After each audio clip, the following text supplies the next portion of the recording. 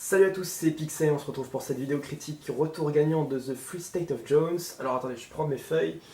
Oui, parce que niveau casting et niveau réalisation, je m'y connaissais pas trop. Réalisation, c'est Gary Ross, donc il avait déjà réalisé par exemple le premier Hunger Games. On retrouve aussi Matthew McConaughey, bien sûr, d'Interstellar. Alors lui, ça va, il commence un petit peu à se faire connaître. Très bon acteur. Mais aussi, alors Kerry Russell, ça c'est La planète des singes, l'affrontement, elle jouait dedans. Mahershala Ali, qui lui jouait dans Hunger Games, mais pas dans celui que Gary Ross a réalisé, dans le 3 et le 4, qui était moins bon. Et enfin, Gugu Mbatha-Raw, qui est une actrice que je connais pas trop, qui va jouer bientôt dans La Belle et la Bête, le rôle de Plumette. Et donc du coup, ce casting était plutôt intéressant, déjà pour aborder directement là-dedans. Casting, ouais, méconnu et un peu connu, enfin c'est surtout Matthew McConaughey justement qui va tenir le film. Mais voilà ce qu'il en est. Sinon, c'est un très très bon film. Vraiment excellent. Film de société, film d'histoire. Un petit peu film de guerre aussi, bien que ce soit pas énormément centré. Enfin, c'est pas uniquement centré autour de ça, mais bien sûr, c'est la guerre. Ouais, film assez marquant quand même, je trouve. C'est. Moi, j'ai appris pas mal de choses. Je suis très fan de tout ce qui se rapproche autour des États-Unis, tout ce qui se rattache à ça, je veux dire. Et la guerre de sécession, c'est ma période de l'histoire des États-Unis préférée, bien que ce soit malheureusement des temps de guerre, des temps horribles. Mais c'est vraiment ma période favorite de l'histoire des États-Unis. Et du coup, là, j'ai été servi. Tu avances rapidement et tu restes près de moi. Je dois dire qu'en septembre, il n'y avait pas beaucoup de films que j'attendais, vraiment. Même The Free State of Jones, je l'ai vu récemment en bande-annonce et je me suis dit, bon, allons-y, hein, ça a l'air pas mal, ça a l'air bien construit. C'est un film inspiré de faits réels. C'est souvent des sujets passionnants, des sujets qui sont bien traités, qui ont une base solide.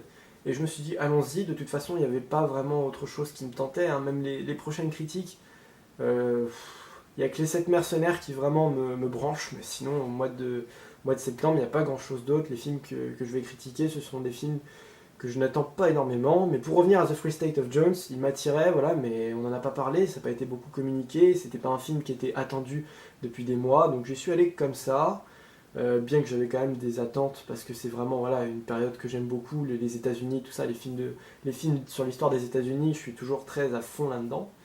Et puis j'ai pas été déçu une seule seconde, vraiment. Hein. Après, c'est un film qui est particulier, bien sûr, parce que ça dure quand même 2h20 et qu'il faut avoir, je pense, le délire pour rentrer dedans. Voilà, on va en revenir là-dedans, enfin, on va revenir là-dessus.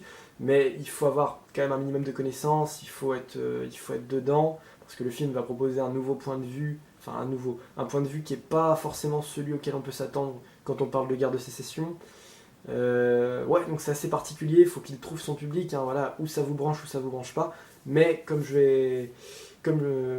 si ça vous branche, si vous prenez le train en marche, vous allez pas le louper et vous allez rester dans le train tout du long. Par contre, si c'est pas trop votre cam, là, c'est sûr que le film est peut-être un petit peu plus dur à suivre pour son rythme. Mais sinon, ça reste tout bon. Il y a très peu de défauts dans ce film, je trouve. Et c'est passionnant, c'est fascinant comme film. T'es des fugitifs? Pas toi? Je vais pas mourir pour que les riches puissent vendre leur coton. C'est pour ça qu'on fuit, nous aussi. Alors, l'intrigue de l'histoire, donc comme je le disais, c'est inspiré des faits réels. On suit le personnage de Newton Knight, qui fait partie de l'armée confédérée dans la guerre de sécession, et au final, il va déserter parce que les horreurs de la guerre commencent à sérieusement l'agacer. Il sent que c'est pas son combat, qu'il se bat uniquement pour que les riches puissent s'enrichir, pour qu'ils puissent conserver leurs terres. C'est plus un combat sur lequel il se sent comme un pion et il finit par déserter. Il va être aidé par des villageois qui vont le cacher, jusqu'à ce qu'il tombe sur une bande d'esclaves en fuite qu'il va rassembler, et petit à petit il va monter comme une sorte d'armée de rébellion contre l'armée confédérée, parce que cette armée confédérée exploite les soldats et leurs familles. Ils réquisitionnent du blé, du grain, du maïs, ils réquisitionnent des vêtements, des animaux, et du coup c'est un peu du pillage qu'ils font autour des gens qui participent à cette guerre, parce qu'il faut absolument tout réquisitionner. Et voilà, la plupart des gens se sentent opprimés à cause de cette guerre et à cause des États confédérés. Et lui, Newton Knight, va justement monter cette rébellion petit à petit avec des gens qui ont déserté comme lui, des esclaves qui se rassemblent contre ces États confédérés qui sont esclavagistes. J'en reviendrai un peu plus sur la guerre de sécession après pour vous recentrer si vous n'êtes pas trop dans le délire. Et donc voilà, ça va monter et petit à petit il va créer ce mini-État, l'État libre de Jones, qu'il va monter lui-même avec toute son armée. Et au départ, ce qui était censé être comme juste un plan pour se libérer, pour retrouver la justice que les États confédérés maltraitaient, voilà, c'est choisi mal mes mots, mais voilà. Ce qui était au départ un tout petit truc va grossir en gros et ils vont carrément dégager l'armée confédérée du Mississippi. Le Mississippi, c'est l'état dans lequel se passe l'action, et ouais, ils vont grossir jusqu'à ce que la guerre se termine, et ensuite se passe ce qui se passera avec l'affranchissement des esclaves et la continuité de l'action qui est assez surprenante, on y reviendra après. Mais voilà, en gros, ils vont lutter jusqu'à la fin de la guerre, et après, on reparlera plus en détail de ce qui se passe. Alors la guerre de sécession, pour vous recentrer un peu, c'est les États du Nord contre les États du Sud. Les États du Nord sont pour l'union complète des États-Unis comme c'était le cas avant la guerre. C'est en gros la vision des États-Unis qu'on a actuellement aujourd'hui, avec voilà, tout un pays rassemblé, et surtout des idées de valeurs, de liberté et de justice, voilà, puisqu'ils veulent lutter contre l'esclavagisme. Et les États du Sud, c'est plus les méchants de l'histoire, entre guillemets, puisque eux, c'est pognon, c'est chacun dirige son État comme il l'entend, et surtout, on garde les terres, on garde l'esclavage pour pouvoir s'enrichir et faire comme on a envie, ne pas être emmerdé par tout un pays qui va dire ce que tel État doit faire. Non, eux, ils veulent vraiment gérer à leur manière et surtout pas qu'on a envie de leur dire, voilà, c'est l'ancienne école contre une idée nouvelle, voilà, l'union complète des États-Unis. Donc voilà ce que c'est. Et donc, dans ce film, pour continuer, ce qui est déjà hyper intéressant pour moi et ce qui est le plus astucieux, la meilleure idée, c'est qu'on suit totalement le point de vue de la guerre du côté confédéré. La plupart du temps, quand vous avez un film sur la guerre de sécession, vous allez surtout vous concentrer sur l'union parce que c'est un combat favorable, c'est un combat de valeurs et d'idées, donc forcément on a envie de savoir de voir le point de vue de l'union. Dans la plupart des films de guerre de sécession, c'est de ça, puisqu'on va parler de Lincoln, on va parler de son 13e amendement, il me semble, hein, contre l'esclavagisme, que chaque homme aux États-Unis est libre, est égaux, a ses propres droits et que personne n'a le droit d'exploiter personne. Enfin, voilà, ça c'est tout le temps les sujets qu'on aborde quand on parle de guerre de sécession, quand on parle des années 1860 aux États-Unis, c'est souvent ça, c'est Lincoln et tout, c'est l'union, c'est la défaite des confédérés. Et là, du coup, c'est gros changement de point de vue. On va vous montrer tout d'abord les confédérés, ce qui se passe, comment ils sont, comment ils abordent cette guerre, quelles sont leurs valeurs, qu'est-ce qu'ils vont faire pour gagner cette guerre, quels sont leurs combats, leurs idées, bien sûr. Ce sont des idées mauvaises, malheureusement, hein, c'est voilà, parce qu'on a le point de vue des méchants de l'histoire, en quelque sorte. Mais on voit aussi tous ceux qui vont déserter, comme Newton Knight. Et surtout aussi, pour conclure sur cette idée de point de vue, on a une grosse absence de point de vue du côté de l'Union. On ne va pas parler de Lincoln, on ne va pas s'insérer justement parmi ces soldats de l'Union qui vont se battre. On n'aura rien du tout. On reste dans cet état du Mississippi où se déroule l'action, mais aucune idée de ce qui se passe côté Union. Et en même temps, on n'a pas besoin de le savoir puisque le film se tourne avant tout sur cet état du Mississippi, sur cette armée confédérée et sur les gens qui vont lutter contre eux, ces gens qui ne font pas partie de l'Union, mais qui se rebellent. Voilà. Et c'est un point de vue qu'on n'a pas l'habitude de voir sur ce genre de film, et c'est intéressant, c'est riche, ça m'a appris beaucoup de choses par rapport à ce que je savais déjà, et c'est vraiment génial, une idée qui a bien su se mettre en place, et du coup qui apporte beaucoup de choses à une histoire réelle. Là du coup je regrette pas, et j'ai appris pas mal de choses, c'est un film très instructif. Nous déclarons que les terres au nord du marais de Pascagoula deviendront l'état libre de Jones. Et forcément, comme c'est une histoire vraie, le sujet est passionnant et fascinant, comme beaucoup de films qui s'inspirent de faits réels, comme beaucoup de biopics aussi. Là, on a vraiment quelque chose du coup qui tient la route et qui est raconté à merveille. On a vraiment un récit là du coup qui est peut-être un peu long, comme je l'avais dit dans le déroulement, dans le rythme, mais on suit chaque détail, on a toutes les petites miettes qu'on arrive à rassembler qui donnent à chaque fois toute la saveur, tout l'enjeu qui est là. C'est bien raconté, c'est bien construit. On a aussi ce qui est sympa, il me semble, je pense que ça y ressemble beaucoup, hein. Mais plusieurs fois dans le film, vous allez avoir des images d'archives de la guerre, vous avez une photo de Lincoln à un moment, c'est la seule référence au monsieur qu'on va faire. Il on a vraiment ce côté fidèle à fond, et on a vraiment un film de, ouais, je le disais, un film de société très fidèle, très, très adroit, on sent vraiment que là, il y a quelque chose, quoi. Il y a quelque chose, c'est presque un documentaire bientôt, il y a certains passages où ouais, ça ressemble à du documentaire. Et on est dans quelque chose qui vous apprend, qui vous montre, qui est sans tricherie. Et ça, ça aussi, c'est puissant dans le film. La BO, on va en parler rapidement parce que bon, il n'y a pas grand chose à dire dessus, si ce n'est que elle est très, très en lien avec l'époque, avec le contexte, avec les États-Unis. Du coup, ça se marie très bien avec le film, bien que ce soit pas une BO elle va pas être époustouflante, elle va pas être extraordinaire, mais voilà, ouais, ça tient plus encore du documentaire, un peu comme je pouvais dire avant. C'est très en rapport avec le film en fait. Et du coup, ça se marie bien sans que ce soit impressionnant, mais on n'a pas forcément besoin de plus, et elle accompagne parfaitement bien le film. Tu n'arriveras pas à le battre cette fois.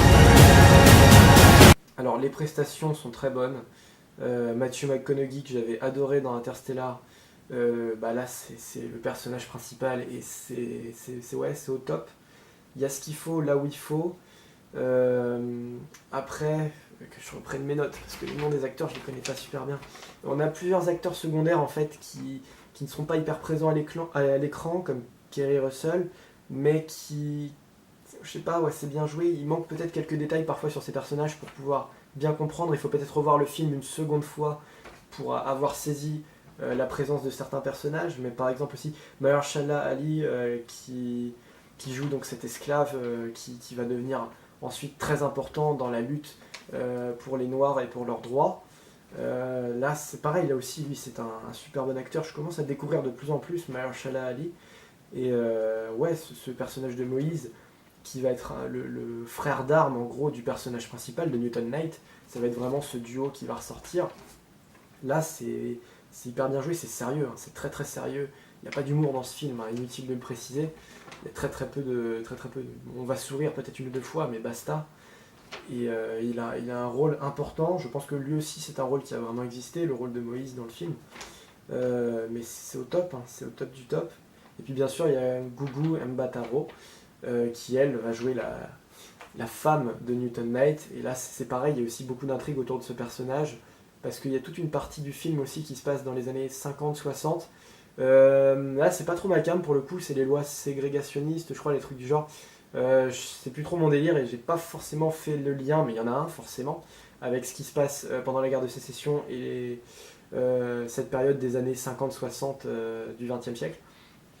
Et en fait, ce mec, pendant les années 50-60, c'est le descendant de Newton Knight qui est toujours emmerdé à cause de ces histoires de parents de couleur, parce que forcément Newton Knight dans le film va avoir donc une relation avec une esclave et va avoir un descendant.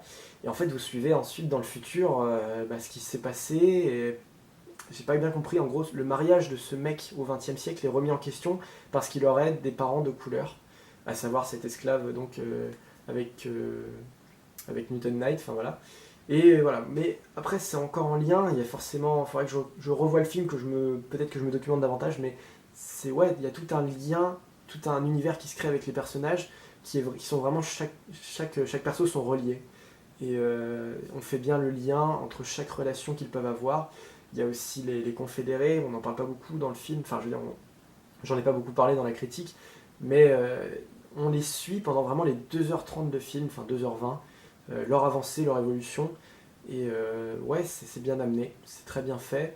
Après, il faut peut-être revoir le film, comme je l'ai dit, peut-être un petit peu plus se documenter, être dans la connaissance pour vraiment comprendre chacune des subtilités.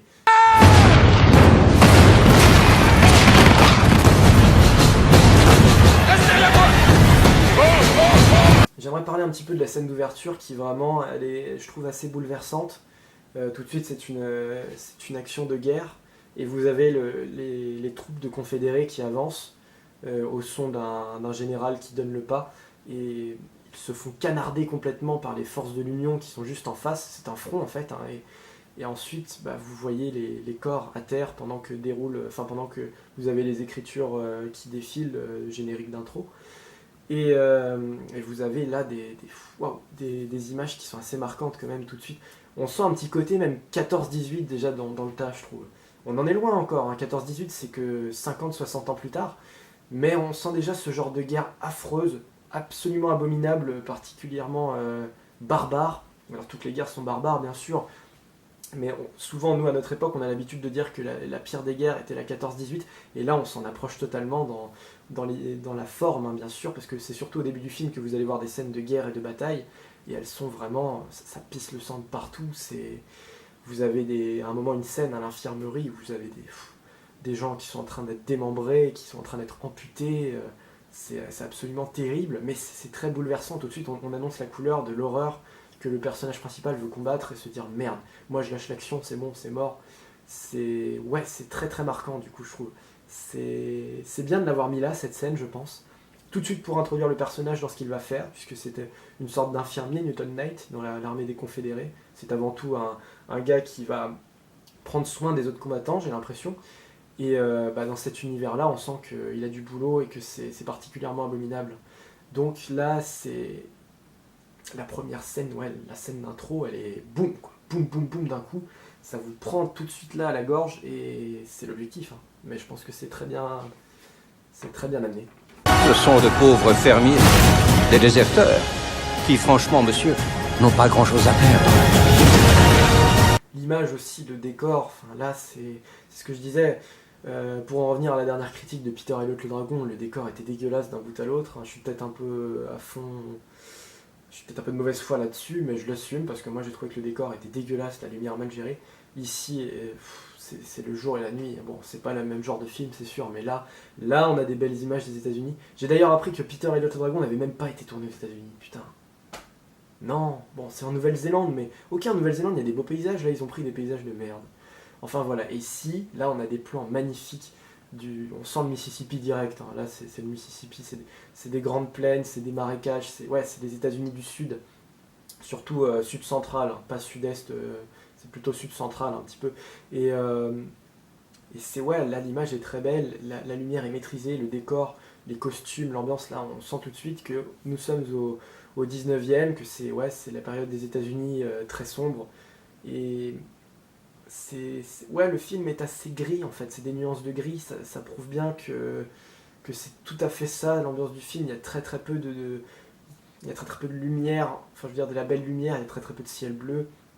C'est vraiment un contexte, c'est pour ça que je disais que ça faisait un peu 14-18. Parfois vous avez l'impression d'être sur le nord de la France, 14-18, avec cette idée de bataille, de front. C'est tout à fait ça qui est retranscrit dans le film. Ça va être surtout une ambiance très monotone, très, très sombre, très triste, mais c'est exactement ça qu'il y a dans le film. Et parfois aussi, évidemment, surtout vers la fin du film, heureusement, c'est ce qu'on veut apporter, il y a peut-être un petit peu plus de lumière, un petit peu plus d'espoir, on dessine plus maintenant des images qui vont être tranquilles. On se bat pour nos enfants et pour les enfants de nos enfants. Et pour soulever peut-être le seul point négatif du film, je trouve que le film dénonce pas mal forcément. Le film a un message très fort, on y reviendra dans la conclusion. Mais je trouve qu'il aurait peut-être pu dénoncer encore davantage, sensibiliser encore plus, parce que, comme je l'ai dit, c'est un film qui va faire réfléchir, qui vraiment, si on est dedans, c'est ça, c'est en plein dans la réflexion, dans la découverte peut-être aussi, de certains éléments qu'on pouvait ignorer. Par contre, tout le côté sensibilisation, le côté émotion du film, il est là, bien sûr, je peux pas dire qu'il est pas là, hein, ça marche bien, mais souvent le film se passe bien. On a les horreurs qui sont, paradoxalement avec ce que j'ai dit avant, elles sont peu exploitées dans le film, c'est juste là pour vous impressionner, mais peut-être pas pour vous émouvoir. Ça va être ça le truc. Il va y avoir des morts dans le film, il va y avoir des situations difficiles, mais à aucun moment vous êtes dans le désespoir ou la tristesse, puisque c'est peut-être aussi ça le film, hein, bien sûr. On est tout le temps dans l'acharnement, dans la lutte, ne pas baisser les bras, même s'il y a parfois des situations compliquées, mais étant donné la noirceur de la période, surtout que c'est une guerre civile, ça fait partie des pires guerres qui peuvent exister, quand toute une nation, tout un peuple se déchire de l'intérieur, par rapport à ça, on n'a pas l'ampleur justement du désastre. Peut-être justement parce que, comme je l'ai dit, on n'a pas le point de vue de l'Union, mais le point de vue des Confédérés. Et peut-être que le film aurait pu être encore plus sensible, je pense. dans ce qu'il veut montrer, dans ce qu'il veut faire comprendre. Il y avait peut-être encore moyen même de nous marquer encore plus. Je sais pas si on peut vraiment classer ça comme un point de vue, enfin comme un point négatif, mais c'est ce que j'ai ressenti. Donc voilà, on va conclure ici. The Free State of Jones est un très beau film, vraiment. Je vous le conseille si c'est vraiment votre cam, parce que je peux pas conseiller un film après qui est aussi particulier que celui-là, parce que c'est un contexte extrêmement particulier, c'est un pays qui n'est pas le nôtre, c'est une histoire que les gens ne connaissent pas toujours forcément, surtout que la guerre de sécession, ça ne fait pas partie des guerres dans lesquelles la France a participé, donc voilà. Mais reste que le film a été super bien amené, super bien raconté. C'est vraiment un bel hommage peut-être aussi à la famille de Newton Knight qui a été rendu ici, avec son histoire, avec ce qu'il a pu accomplir. Montrer que de rien on peut faire quelque chose d'énorme, faire quelque chose d'utile, de constructif. Par contre, je vais en revenir vite fait à la fin du film, comme je l'avais dit, ce que je l'ai pas fait. Par contre, on voit aussi qu'à la fin, une fois que la guerre est terminée et que tous les esclaves ont été affranchis, on voit que les choses n'ont pas changé énormément, car les confédérés, les anciens confédérés, tiennent toujours leur place, même dans l'Union, une fois qu'ils ont fait la paix, que les États-Unis sont réunifiés. On voit qu'ils continuent d'exploiter certains noirs, qu'au final l'esclavagisme est tout le temps là d'une certaine forme, qu'il faudra bien des années plus tard d'autres combats, d'autres batailles pour éradiquer cette forme d'exploitation de l'humain. Donc on voit finalement que Newton Knight a apporté beaucoup de choses, mais que son combat n'est pas terminé, qu'il y a encore des pourritures sur le Mississippi qui font n'importe quoi, qui luttent seulement pour leurs intérêts et pas pour celui des autres. Donc on a finalement cette fin d'inachevé, bien sûr. Et du coup, comme je le disais, pour en revenir à la conclusion, j'ai appris pas mal de choses, parce que je ne connaissais pas du tout l'histoire du point de vue confédéré, je ne connaissais pas du tout l'histoire de Newton Knight. Donc on est proche du documentaire, comme j'ai pu le dire aussi dans la critique. On a vraiment un film très très instructif, qui vous apprend pas mal de choses, qui vous montre sous un autre angle la guerre de sécession. On a des prestations excellentes, on a une mise en situation excellente, on a des très beaux décors, des très beaux costumes, de très bons acteurs, une bonne réalisation, un rythme qui est constructif, qui va aller petit à petit, pas forcément hyper rapidement, mais qui va se créer, Attendez la fin du film pour voir vraiment le dénouement, voir tout ce qui a pu se produire, tout ce qui a pu se passer, l'ampleur donc du coup de cet état de Jones qui a grandi. C'est une histoire fascinante, c'est une histoire passionnante, si c'est votre délire. Franchement, je peux pas en dire plus, si c'est votre délire. Mais reste que c'est indéniable, The Free State of Jones est un très très bon film de société qui aura su retranscrire l'horreur de la guerre de sécession, mais aussi les enjeux, les combats à mener et tout ce qui a pu s'en suivre. Donc voilà, ici s'achève cette critique retour gagnant pour The Free State of Jones. Excellent film, et je vous conseille d'aller voir The Free State of Jones. Salut à tous.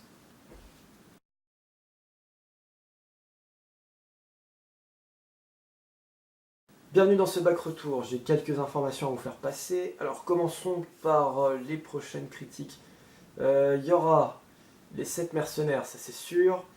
Étant donné le résultat stérile du match dans la rentrée gauloise, on va aller voir Ben-Hur, puisque vous n'avez pas choisi, c'est ça que je choisis moi.